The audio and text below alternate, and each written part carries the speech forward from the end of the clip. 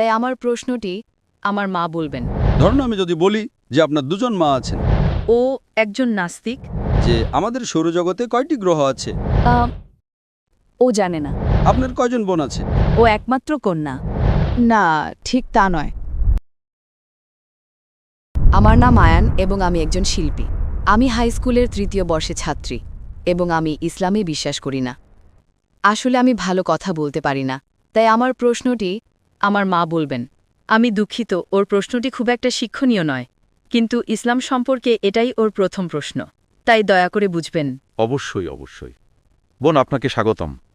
ও একজন নাস্তিক এবং আপনি একটু আগে একজন নাস্তিককে ঈশ্বরের সংজ্ঞা দিতে বলছে। অথবা যদি কোনো নাস্তিক ঈশ্বরের সংজ্ঞা দেয়, তাহলে তো সে নিজেই ঈশ্বরের অস্তিত্ব স্বীকার করে নিচ্ছে। আপনি যা একজন নাস্তিককে জিজ্ঞেস করছেন তা কি অযৌক্তিক নয়? বোন প্রশ্ন করেছেন যে আপনি যদি একজন নাস্তিককে জিজ্ঞাসা করেন ঈশ্বর কি, ঈশ্বরের সংজ্ঞা দিন, তাহলে যখনই আপনি ঈশ্বরের সংজ্ঞা দেবেন তখন তা অযৌক্তিক হয়ে যায়, কারণ তার মানে দাঁড়ায় ঈশ্বর আছেন।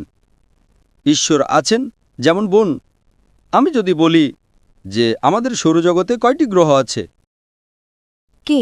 আমাদের সৌরজগতে কয়টি গ্রহ আছে? সৌরজগতে কয়টি গ্রহ আছে? কয়টি আছে? ও জানে না। কয়টি গ্রহ?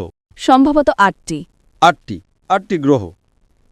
ধরুন যদি আমি বলি যে ২০টি গ্রহ আছে, এর মানে কি ২০টি গ্রহের অস্তিত্ব আছে? যদি ২০টি থাকে তাহলে কি এর মানে ২০টিই আছে?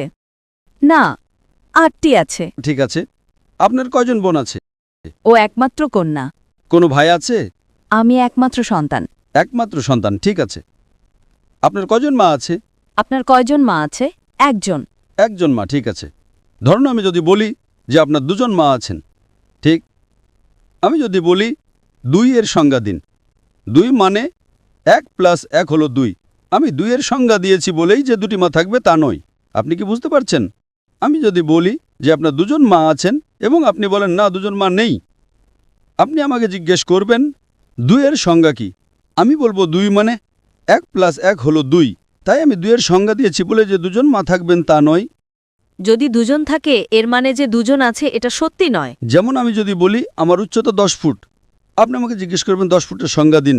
১০ ফুট মানে আপনি একটি রুলার নেন, আমি ৬ ফুট। তাই আমি ১০ ফুটের সংজ্ঞা দিয়েছি বলেই যে আমার উচ্চতা ১০ ফুট হবে তা নয়।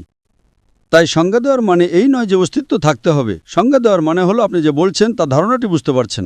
সংজ্ঞা দেওয়া হলো সেই ধারণাটি বোঝা, সেই ধারণাটি। ঠিক আছে, আমি বুঝতে পেরেছি।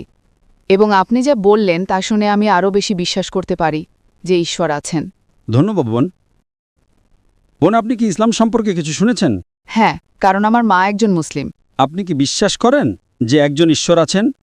সম্ভবত একজন। আপনি কি বিশ্বাস করেন যে নবী মুহাম্মদ সাল্লাল্লাহু আলাইহি সাল্লাম ঈশ্বরের রাসূল? না, ঠিক তা নয়। তাহলে আপনি কোরআনের অনুবাদ পড়েন না কেন? I would request the volunteer to give you a translation of the Quran. আপনাকে কোরআনের একটি অনুবাদ দিতে কোরিয়ান ভাষায়, যে ভাষাটা আপনি ভালো বোঝেন।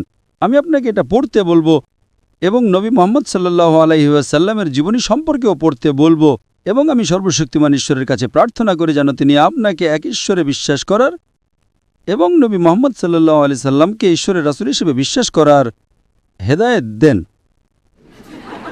ধন্যবাদ। আপনাকে স্বাগতম বোন।